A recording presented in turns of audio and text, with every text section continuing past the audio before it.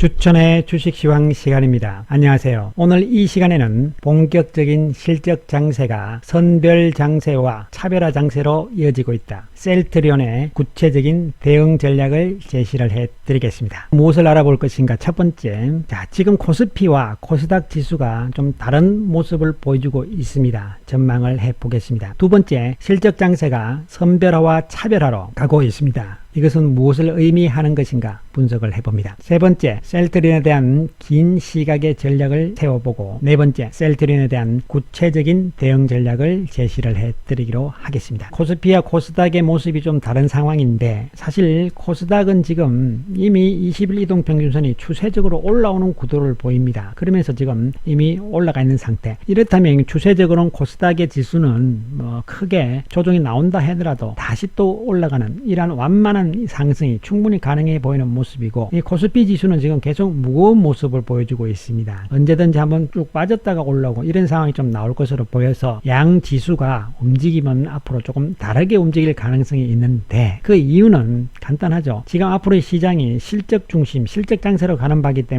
길이기 때문에 결국은 코스피의 경기 관련주들은 이 사태로 인해서 실적 회복이 그만큼 더딜 수밖에 없다는 측면이고, 코스닥의 종목군들은 사실 바이오라든가 그 다음에 여러가지 중소형주 맥락군들이 이 사태와 관련 없이 갈 수 있는 이런 맥락군들이 있는 종목군들이 상대적으로 코스닥 쪽에 좀 많다. 그리고 또 개별 종목군들 순환장세도 좀 나오고 이런 상황이 나오기 때문에 조금은 다른 움직임을 보일 것이다. 그러나 시장의 큰 흐름을 우리가 보시면은 어느 정도 시장이 좀 보일 것으로 보입니다. 일단 긍정적인 시나리오, 부정적인 시나리오 해서 이 부분들은 제가 이미 직전 방송을 통해서 충분히 여러분께 말씀을 드린 부분들이고, 제 개인적으로는 2번과 이 3번 시나리오의 중간 시나리오가 가장 유력할 것이다, 이렇게 판단을 하고 있습니다. 따라서 코스피는 당분간 박스권 등락이 전망이 됩니다. 코스닥은 완만한 상승세가 이루어질 수 있을 것으로 예상이 됩니다. 자, 그래서 여기서 이제 우리가 문제는 종목이죠. 종목의 핵심은 이 부분을 가장 잘 이해를 하셔야 됩니다. 유동성 장세와 실적 장세, 이 부분들을 잘 이해를 하셔야 되고, 아직도 시장에서는 유동성 장세라고 이야기하는데 이미 실적 장세는 출발이 되었지 않습니까? 그런 측면에서 우리가 이제는 실적 장세이기 때문에 한 달 전처럼 시장이 다 올라간다, 이런 개념은 절대적으로 아니다. 이제는 실적이 안 되면 탈락이다, 이런 관점에서 접근을 하셔야 되겠습니다. 자, 오늘 이 시간의 핵심은 셀트리온에 대한 구체적인 대응 전략을 여러분께 미리 한번 제시를 해드리기로 하겠습니다. 왜 그러냐면 제가 1분기 실적이 셀트리온과 또 셀트리온 헬스케어, 셀트리온 제약 등 소위 셀트리온 삼형제들의 1분기 실적이 나오기 전까지는 구체적으로 셀트리온에 대해서 기업 분석, 실적 분석을 해드리지 않았습니다. 기업 내용에 대해서도 별로 말씀을 드리지 않고, 그러나 이제 실적이 1분기가 나왔기 때문에 직전 영상이라든가 또 그 직전 영상에서 이제 구체적으로 셀트리온에 대해서 제가 좀 파고 들어가기 시작을 하는데요. 자, 그런 측면에서 지금 이제 셀트리온 헬스케어까지 실적이 발표가 되면서 시장에서는 다시 관심이 높아지고 있습니다. 그래서 우리는 미리 셀트리온과 헬스케어 준비를 해놓은 상태이기 때문에 이 시장 분위기가 다시 바뀌면서 이제 셀트리온과 헬스케어에 대해서 시장에서 이제 주목을 받기 시작하니까 우리는 또 시장 분위기에 절대로 휩쓸리면 안 된다. 그래서 오히려 이럴 때 우리는 차분하게 대응을 하면서, 핵심은 뭔가요, 여러분? 그렇죠. 돈을 벌어야 되는 거잖아요. 그래서 흥분하지 말고 우리가 여기서 어떻게 또 대응을 해 나가느냐에 따라서 어떻게 이번에 이 셀트리온 헬스케어를 가지고 제대로 한번 수익을 내서 돈을 좀 벌어볼 것인가, 이런 부분을 지금부터는 오히려 여러분께서는 좀 더 냉정하게 생각을 하셔야 된다, 이런 말씀을 드립니다. 자, 그래서 실적 측면에서 문제 없다는 것이죠. 2017년에 가장 높은 실적보다 올해 더 좋은 실적이 나온다는 부분들이고, 영업이익률도 역시 개선이 됩니다. 그리고 셀트리온의 실적 측면의 약점들에 대해서도 직전 영상에서 제가 충분히 언급을 드린 바가 있습니다. 수급 측면에서도 외국인과 연기금, 즉 다시 말씀드리면 아무리 동학개미운동, 동학개인운동 해봐야 결국은 주식시장에 시장을 이끌어가는 주도 세력은 외국인 그리고 국내에서는 이제 연기금이란 말씀을 제가 과거 방송에서도 계속적으로 강조 말씀을 드린 바가 있습니다. 외국인과 연기금의 행태를 계속 추적을 하지 않습니까? 그렇습니다. 어쨌든 블록딜로 인해서 외국인들이 팔았지만 주가는 별로 빠지지 않은 상태에서 세워놓은 상태였다는 것이죠. 그리고 최근에 외국인들 움직임도 별 변화가 없습니다.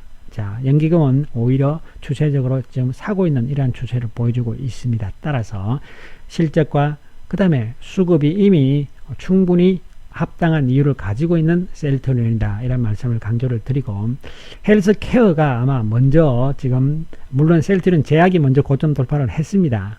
그 다음에 이제 헬스케어, 그 다음에 셀트리온 이러한 순서가 될 것으로 보이는데, 일단 헬스케어도 셀트리온과 비슷한 개념으로 여러분께서 전략을 펼쳐주시면 되겠습니다. 자, 먼저 이 그림을 잘 보시면은 일단 제가 여기 1번, 2번, 3번을 이렇게 해놨습니다. 뭐냐면은 우리가 1차적으로는 역사적인 정고점을 목표로 하는 전략이다 이렇게 제가 분명히 말씀을 드리고, 그래서 이 3번까지 일단 본다는 이야기죠. 그 다음에 그 이후에 4번, 5번 뭐 50만원 가느냐 이거는 우리가 여러분 그때 가서 그 다음에 보자 이런 말씀 강조를 드립니다. 그리고 이 3번까지 언제까지 갈 것이냐 물어보지 마셔야 됩니다. 저도 모릅니다. 언제까지 갈 것인지. 절대로 저한테 물어보시면 안 되고, 어쨌든 그림은 우리가 큰 아웃라인 계획을 또 이렇게 가지고 있다 이렇게 생각을 하시고, 지금 당장 닥친 것은 1번이잖아요. 예, 1번이기 때문에 우리가 3번까지 일단 생각하시는 분들은 나는 어차피 중간에 조정이 나오든 말든 전혀 관심이 없으니까 그냥 끌고 가겠다. 뭐 1년이 걸리든 2년이 걸리든 관계없다. 이러신 분들은 당연히 조정받든 말든 신경 쓰지 마시고 끌고 가는 겁니다, 여러분. 자, 그러나 그렇지 않고 또 그러신 분이나 또 나는 조정을 받을 때마다 매달 아니면 뭐 계속 들어오는 돈이 있으니까 계속 사겠다 이러신 분들은 일단 3번까지 목표를 가져가시면서 기간은 생각하지 마시고 끌고 가시면 됩니다. 그러면 이제 그렇지 못하신 분들은 1번, 2번, 3번에 따라서 또 대응을 어떻게 할 것인가가 또 중요하기 때문에 자, 미리 좀 오늘 미리 좀 이렇게 제시를 좀 해드립니다. 1차적으로 이제 1번이잖아요. 지금 우리가 지금 닥친 것이.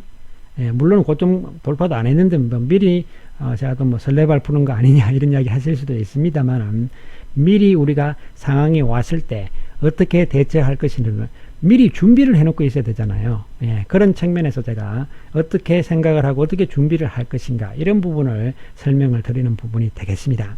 자, 그래서 흥분하시면 안 되고 여러분. 네.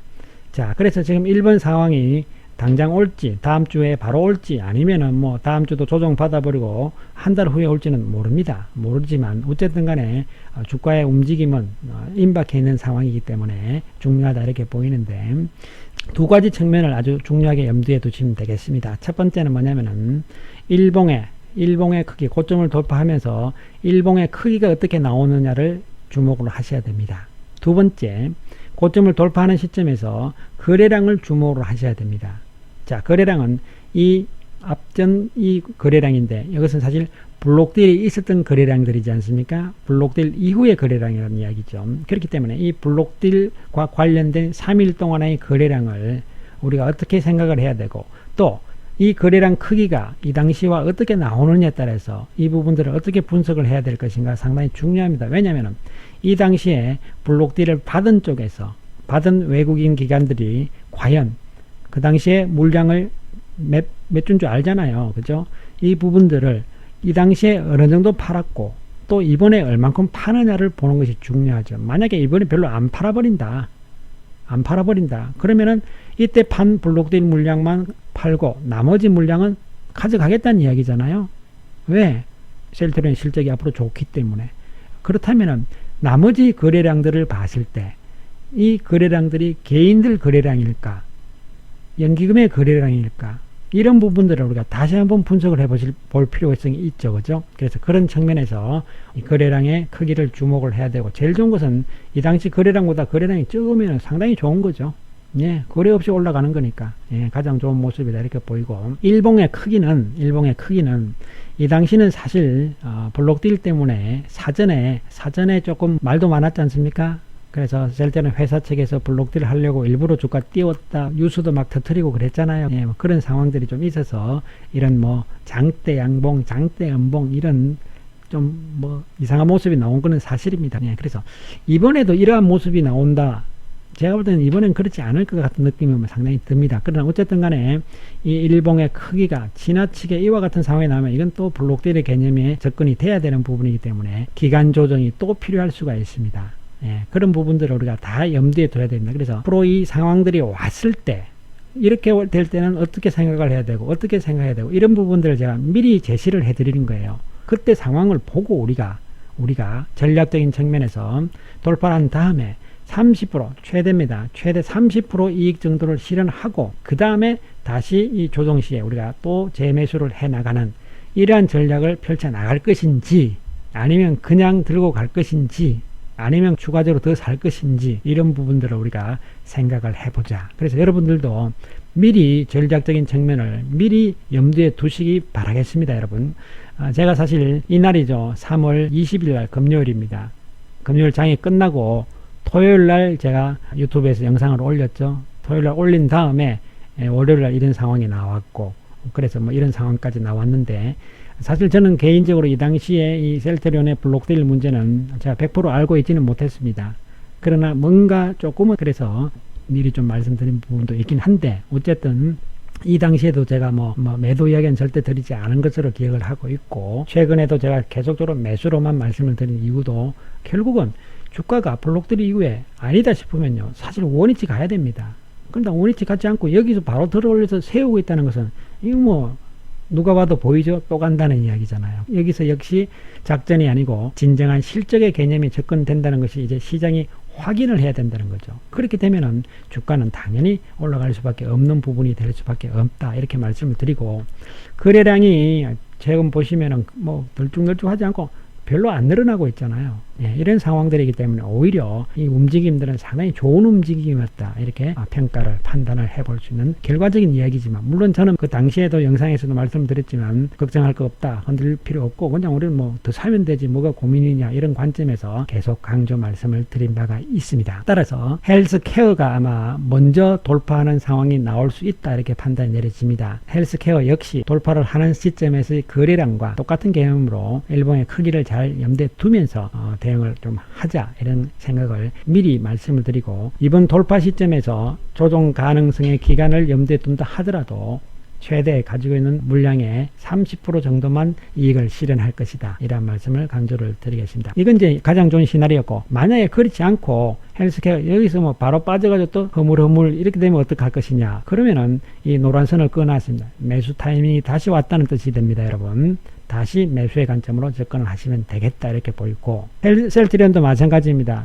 허물허물 또 조정받으면 어떡하느냐 마찬가지입니다. 이 마지막 선까지 내려올지 모르겠지만 여전히 오면은 계속적인 매수의 관점으로 대응을 하시면 되겠습니다. 그래서 이러한 가장 좋은 쪽에서의 이번에 돌파를 할 것이냐 아니면 시간을 더 끌 것이냐는 저도 잘 모르겠습니다. 그러나 어쨌든 상황들이 왔을 때 우리는 미리 생각을 하고 전략을 어느 정도는 그림을 그린 상태에서 가지고 있자 이러한 말씀을 다시 한번 강조를 드리겠습니다. 자, 그리고 여러분 오해를 하시면 안 되는 것이 제가 아까 1, 2, 3번까지 해서 결국은 역사적인 고점까지 목표를 가지는 전략이다. 그 이후 상황은 그 이후 가서 본다 이런 말씀이지 지금 현 시점에서 1번 상황에서 여러분 다 파세요. 이런 개념이 아니란 것을 다시 한번 강조 말씀을 드리겠습니다. 감사합니다.